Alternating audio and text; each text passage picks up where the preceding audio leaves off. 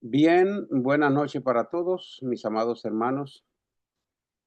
Como dicen nuevamente, les deseo a todos que tengan un feliz año nuevo y que sus proyectos, todo su proyecto realmente se puedan llevar a cabo. Así que felicidades para todos. Y ahora le voy a invitar a que lo que tienen su Biblia dispuesta y disponible, la abran junto conmigo en la carta que el apóstol Pablo escribe a los romanos. Como bien saben, hemos venido estudiando a través del año pasado la primera carta que Pablo escribió a los corintios, pero hoy va a ser un día excepcional. Vamos a hablar de algo muy importante, ya que un año se termina y comienza otro.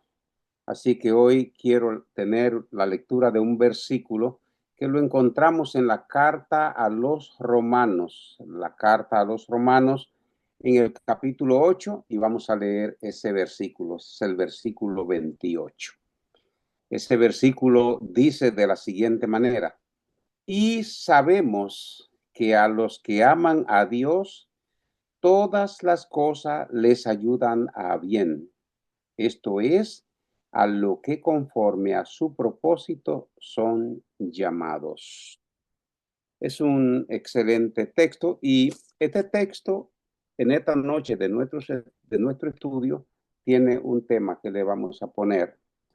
Vamos a trabajar sobre la garantía del creyente. La garantía del creyente. Este texto, este pasaje bíblico tiene un pequeño subtítulo aquí que podría aplicarse a todo lo que es el capítulo 8, pero lo tiene aquí el versículo 28 y dice, más que vencedores. Quiero que entiendan, mis amados hermanos, que un año acaba de pasar y que comienza otro, comienza un nuevo año, pero debemos de estar seguros de que nuestra lucha va a continuar. No piensen que hemos ya terminado y vamos a comenzar otro. Luchamos contra fuerzas y contra presiones, tanto externa como interna.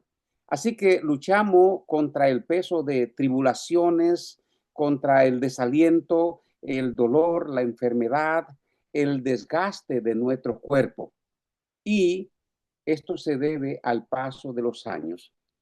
Hoy en realidad es un día de oración, la semana continúa siendo una semana de oración en la que nosotros probablemente estemos orando por cada uno de nuestros hermanos, por cada uno especialmente por aquellos que están carentes de salud física. Pero hay también mucho dentro de las asambleas, dentro de la iglesia, que están carentes de salud espiritual. Por lo tanto, hay que cuidarse ahora, no porque el año comienza, pero debemos de cuidar, debemos de luchar contra una situación interna y realmente es nuestro propio yo, nuestra propia mente, nuestro propio corazón, la persona del yo, que cada vez, cada mes, cada semana se inclina más hacia lo que es la parte natural del ser humano, pero que ha descuidado lo que es la parte espiritual. Pablo escribe a los Gálatas y le dice en un texto que se encuentra en el capítulo 5 y el versículo 17, y le dice, porque el deseo de la carne es contra el espíritu y el del espíritu es contra la carne. Y estos se oponen entre sí para que no hagáis lo que deseáis, para que tú no puedas hacer lo que tú deseas. Realmente es lo que se impone en estos días, nuestra carne, ese yo personal. Pero también Pablo, el apóstol Juan en su epístola primera, tiene un texto allá en el capítulo 2, versículo 15 al 17, en donde nos manda expresamente, no a otra persona, nos manda a nosotros los creyentes a que no debemos de amar al mundo. Él dice, no améis al mundo y las cosas que están en el mundo. Y dice, si alguno ama al mundo, el amor del Padre no está en él. Así que el apóstol Juan allí escribe tres cosas importantes que se quedaron en la carne, en el deseo del creyente de manera especial. Y es porque todo lo que hay en el mundo, dice él, todo lo que hay en ese mundo secular, ese mundo que nosotros los vivimos año tras año, un año viene, un año va, pero realmente nosotros podemos pensar, ¿qué fue lo que dejamos de hacer este año que pasó? Porque estábamos amando las cosas del mundo. Dice él, los deseos de la carne, los deseos de los ojos y la vanagloria de la vida. Son todas esas cosas que hoy día nos están llamando la atención y están evitando que nosotros seamos verdaderos adoradores de Dios. Realmente en el versículo 17, él concluye diciendo que el mundo pasa y sus deseos, pero el que hace la voluntad de Dios permanece para siempre. Así que, estimados hermanos, hay una fuerza con la que hay que estar preparado para luchar. ¿Cuáles? Los desconocidos. Para nosotros, los desconocidos, pero que a través de la palabra de Dios logramos conocerlo. Es lo que acecha, es lo que destruye, es lo que es necesario estar preparado, como dice el apóstol Pablo allá en la carta que escribe a los Efesios a partir del versículo 10 hasta el 12, donde dice, por lo demás, hermanos míos, fortaleceos en el Señor y en el poder de su fuerza. Fortalezcanse en el Señor y en el poder de su fuerza. Pero hay un remedio, hay una manera en la que el apóstol Pablo nos está diciendo cómo debemos de hacer estas cosas. Dice, vestido de toda la armadura de Dios para que podáis estar firme. Probablemente este año que ha pasado, nosotros podemos pensar que estamos firmes, que hemos estado firmes. Y créanme, estimados hermanos, que muchos de nosotros hizo promesa para que se le cumplieran en el transcurso de todo el año. Probablemente algunos se comprometieron a estudiar la palabra de Dios, a leerla, leer la Biblia completa de acá a allá. Otros se comprometieron a visitar a los enfermos, otros se comprometieron a orar más por los enfermos, otros se comprometieron a ejercer mejores ministerios. Sin embargo, estimados hermanos, dice Jeremías en el capítulo 17, engañoso es el corazón. Engañoso es el corazón más que todas las cosas. Y añade, y perverso. ¿Quién? ¿Quién lo conocerá? Bueno, en realidad, ¿quién lo conocerá? La respuesta es el versículo 10, yo Jehová, que escudriño la mente y el corazón, y voy a pagarle, le pago a cada uno conforme a la obra que haya hecho. Así que en esta noche yo quiero invitarlo para que estudiemos este versículo bíblico cuyo tema es la garantía del creyente, como les repito. Así que lo más probable es que para cada cristiano este versículo contiene la promesa más grande que podemos encontrar a través de todas las escrituras. ¿Por qué? Bueno, porque en esta maravillosa promesa vamos a encontrar 4 elementos que son parte de la enseñanza que el apóstol Pablo viene dando a la iglesia de Roma en estos capítulos que han pasado. Pero que a partir del capítulo 8 realmente es donde el apóstol Pablo viene a hablarle de la certeza del creyente. Así que vamos a comenzar con lo que el apóstol Pablo nos dice. En primer lugar, el apóstol Pablo habla de la certeza de la seguridad. La certeza de la seguridad. Y él utiliza aquí dos palabras. Las dos palabras que utiliza, y sabemos. Y sabemos. Y estas dos simples palabras expresan la absoluta verdad de la seguridad eterna que tiene el creyente en el Espíritu. Aquí el apóstol Pablo está expresando la verdad inerrante, la verdad inequívoca de Dios. Así que Pablo lo que está haciendo es que afirma que nosotros como creyentes en Jesucristo sabemos algo muy importante, estimado hermano, es que usted y yo como creyente tenemos que tener la certeza de que sabemos que Dios es nuestro garante, que por encima de cualquier duda en la vida, nosotros estamos en la mano de nuestro Señor, no solo para manifestar su propia gloria, sino para hacer realidad nuestra bendición eterna.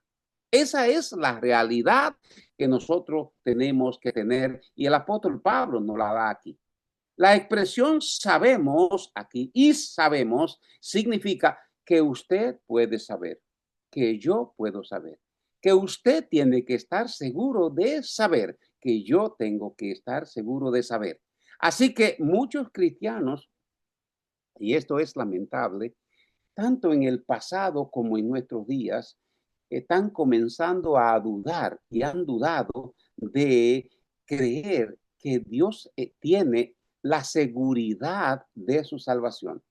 Y fíjese que muchos están haciendo obra, otros se están yendo de aquí para allá, otros están estudiando la palabra, o otros están haciendo muchísimas clases de cosas pensando que nuestro Dios no ha establecido una seguridad de vida para cada creyente.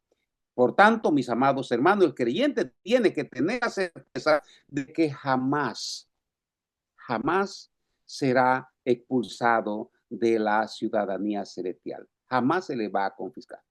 Bueno, en el 20 de este mes, el presidente toma posesión y una de las amenazas que están viviendo las poblaciones de los Estados Unidos es el problema de las deportaciones. Bueno, el creyente tiene que tener la seguridad de que jamás será despojado de la ciudadanía celestial.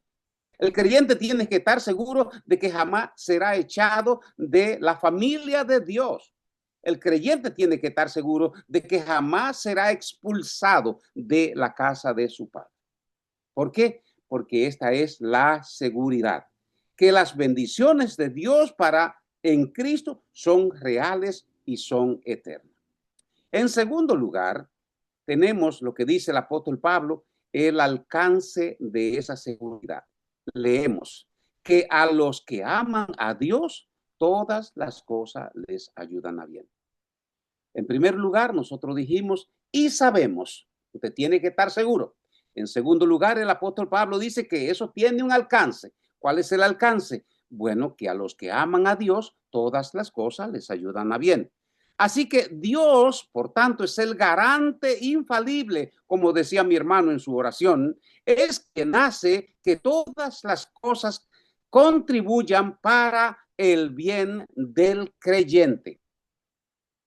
Todas las cosas que Dios hace, la hace en beneficio del creyente. Por tanto, Dios es quien hace que el bien llegue a su pueblo y esto requiere de una acción divina. Esto no es asunto humano, que yo voy a orar y me va a ir bien, que yo voy a estudiar la palabra y me va a ir bien. No, es Dios quien hace que todas las cosas obren para bien en la vida del creyente. Así que por eso decimos que de esto se requiere de una acción divina. Todas las cosas aquí que dice el apóstol Pablo abarca lo absoluto. No tiene límite porque esto es inclusivo en el sentido más amplio de la palabra. Lo que queremos decir es todas las cosas. Ahora, lo que el apóstol Pablo no nos está diciendo es que todas las cosas mismas obren para producir el bien. No. Pablo no está diciendo que todas las cosas que nosotros vemos, que todas las cosas que nosotros hacemos están obrando para producir el bien en nosotros. No, no es eso. Sino que sabemos que Dios dispone que todas las cosas obren para el bien de quienes lo aman. Obren para el bien de quienes lo aman, de aquellos que han sido llamados conforme a su propósito. Así que Dios es quien, por lo tanto, dispone mediante su poder, mediante su voluntad, que todas las cosas ayuden a los creyentes para bien. Esto es a los que lo aman. En el Salmo 25:10 encontramos un texto que nos dice: todas las sendas de Jehová son misericordia y verdad. Todas las sendas de Jehová son misericordia y verdad. Pero allí el Salmo también nos da una condición: para que guardan su pacto y su verdad. Dijo nuestro Señor Jesucristo en su ministerio terrenal: el que me ama, mi palabra guardará. Lo que estaba diciendo nuestro Señor de manera simple era que el que me ama, me obedece. Así que el poder de Dios nos sostiene en nuestro problema y fortalece nuestra vida espiritual. La sabiduría de Dios es suministrada para nuestro bien. La bondad de Dios obra para nuestro bien. La fidelidad de Dios está obrando para nuestro bien, a pesar de que nosotros seamos infieles. Pero aún así, su bondad, su fidelidad está obrando para nuestro bien. Pero tenemos que tener el cuidado, mis amados hermanos, porque muchas veces, aunque sea muy difícil para entender o para aceptar, el Señor dispone que todas las cosas obren para nuestro bien. Mire, las cosas malas que Dios usa para nuestro bien pueden dividirse de diferente manera. Pero vamos a ver lo que significa el sufrimiento en nuestra vida. En realidad, Dios permite nuestro sufrimiento para nuestro bien. Y realmente ocurre que cuando tú sufres, cuando tú lloras, tu hermano sufre contigo y llora contigo. Pero ¿cómo puedes tú dar un consejo de sufrimiento cuando tú no sufres? ¿Cómo puede dar tú un consejo de alegría cuando tú no sabes lo que significa llorar? Porque tú tienes trabajo todo el tiempo, porque tú vives alegre todo el tiempo, porque tú vives en armonía todo el tiempo. Tú no sabes hablar de soledad porque no vives solo, pero podamos preguntarle a los hermanos que viven solo, cómo tienen que lidiar con su soledad, cómo tienen que lidiar con sus lágrimas, cómo tienen que lidiar con su sufrimiento. Realmente los años se están pasando. ¿Y qué pasa? Bueno, Dios ha permitido que nosotros tengamos esas cosas para nuestra fortaleza, pero también cuando nos llega la tentación. En realidad, cuando las tentaciones nos tocan, Dios es permisible y no va a permitir que sus hijos sean tentados más allá de lo que ellos pueden soportar. Hay un texto que encontramos en la primera carta a los Corintios, capítulo 10 y versículo 13, en donde el apóstol Pablo nos dice: no os ha sobrevenido ninguna tentación que no sea humana. No, ninguna tentación le ha sobrevenido al creyente que no sea una tentación humana.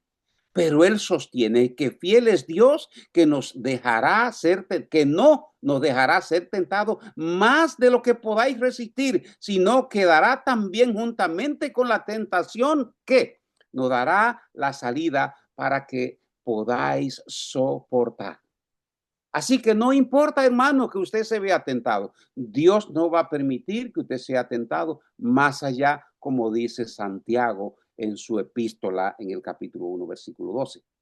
Bienaventurado el varón, Bienaventurado el varón que soporta la tentación, porque cuando la haya soportado, él recibirá la corona de vida. En tercer lugar, el apóstol Pablo habla de quiénes son los receptores de la seguridad. Los receptores de la seguridad, él sostiene y dice en palabra, a los que aman a Dios, esto es, a los que son llamados. Aquí los que son llamados son los receptores de esa seguridad del creyente. Así que la única condición que se debe cumplir aquí es realmente lo que debemos de cumplir en esta promesa que Dios nos da es la actitud que deben de adoptar aquellos a los cuales se le ha dado, a los cuales la reciben. ¿Por qué? Bien, porque es solo para los hijos de Dios, a los que Él le ha prometido obrar todas las cosas para nuestro bien. Los que aman a Dios, los que son llamados. Eso es lo que sostiene el Pablo. En primer lugar, Pablo dice los que aman a Dios. Ahora, son ellos los únicos que reciben la seguridad de la vida eterna. Nadie que no ha sido llamado por Dios va a recibir la vida eterna. Nada caracteriza más a un creyente que sea genuino creyente que el amor que él tiene hacia Dios. Un amor por la gracia de la salvación. Un amor que hace salvo. Un amor que tú das por ser salvo. Pablo le dice a los corintios, antes bien como está escrito, cosa que ojo no vio, ni oído oyó, ni ha llegado al corazón de hombre. Son estas las cosas que Dios tiene preparada para lo que le aman. Aquí Pablo habla a los que aman a Dios. El amor genuino hacia Dios tiene muchísima o tiene, como decimos, varias facetas o manifestaciones. Y estamos terminando nuestro mensaje, pero vamos a ver algunas de las manifestaciones de ese amor genuino que cada creyente tiene que tener para su Señor. En primer lugar, el amor genuino hacia Dios se caracteriza por un anhelo ferviente de comunión con Dios. Así que lo que tú has sentido, lo que tú sentiste el año pasado, si tú fuiste objeto de un amor ferviente, de un deseo ardiente de estar en comunión con Dios, en verdad eso es lo que caracteriza a alguien que ama genuinamente a Dios. En segundo lugar, el amor genuino confía en el poder de Dios para sustentarnos. Es lo que viene hablando Pablo en este versículo. Y sabemos que a los que aman a Dios, todas las cosas le ayudan a bien. Así que tú amas genuinamente a Dios y sabe que Dios te sustenta, que Dios te protege.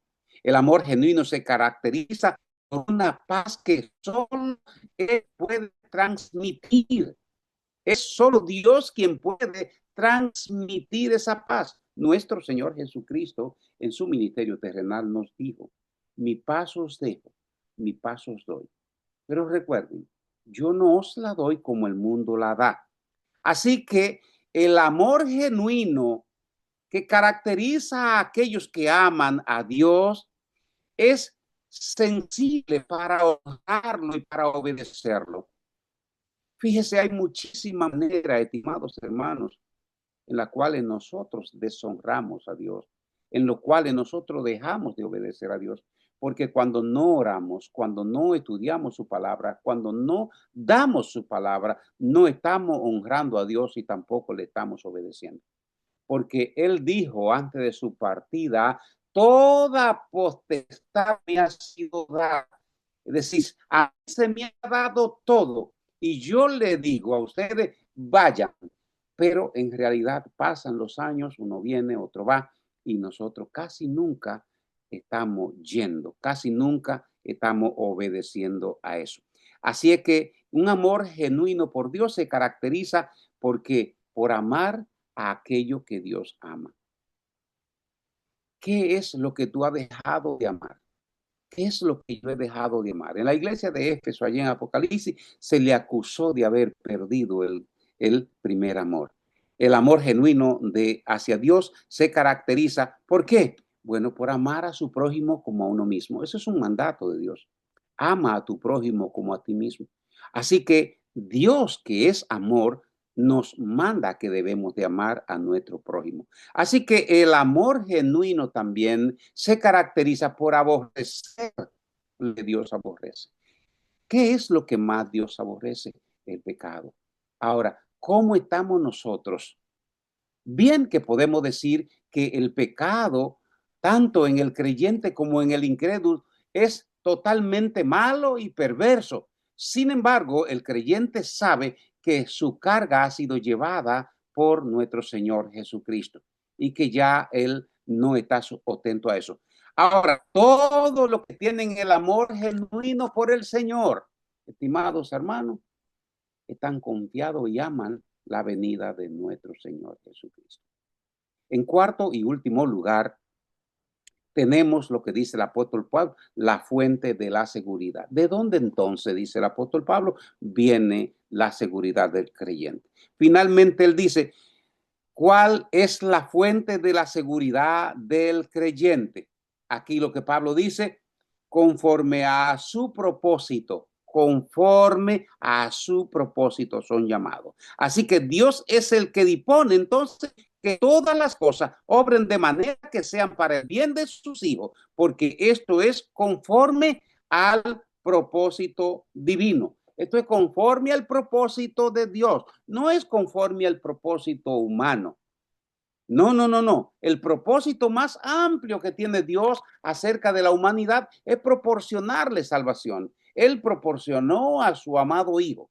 Por eso nos dice Juan en el capítulo 3, versículo 16, que de tal manera amó Dios al mundo. Esa es realmente la provisión más amplia, más grande, la fuente más amplia que Dios nos ha dado para la salvación. Así que Pablo explica que Dios quiere salvar a todos los que llamó para lo que sean conforme, para que sean conforme a la voluntad, a la imagen de su Hijo. Así que la liberación del creyente está en el propósito de Dios, mis amados hermanos. La posición y la conducta del creyente están ligadas directamente al llamado de Dios. Y vamos a concluir con un texto bíblico que encontramos en la carta que Pablo escribe a la iglesia de Tesalónica. Allí en el capítulo 2, versículo 13, el apóstol Pablo le dice a los tesalonicenses, pero nosotros debemos siempre dar gracias a Dios respecto de ustedes, hermanos amados por el Señor, de que Dios os haya escogido desde el principio para salvación. Es justamente lo que Pablo está dando gracias por cada uno de nosotros. Gracias por ti, amado hermano. Gracias por mí, amado hermano, que Dios nos ha escogido desde el principio para salvación, dice Pablo, mediante la santificación por el Espíritu. Aquí en este versículo que hemos terminado de estudiar, Pablo dice que el creyente tiene una garantía en el Espíritu. Sí, aquí en el Espíritu y la fe en la verdad. Eso es lo que nos caracteriza. A lo cual os llamó mediante nuestro evangelio para alcanzar la gloria de nuestro Señor Jesucristo. Así que, amados hermanos, que el Señor le bendiga.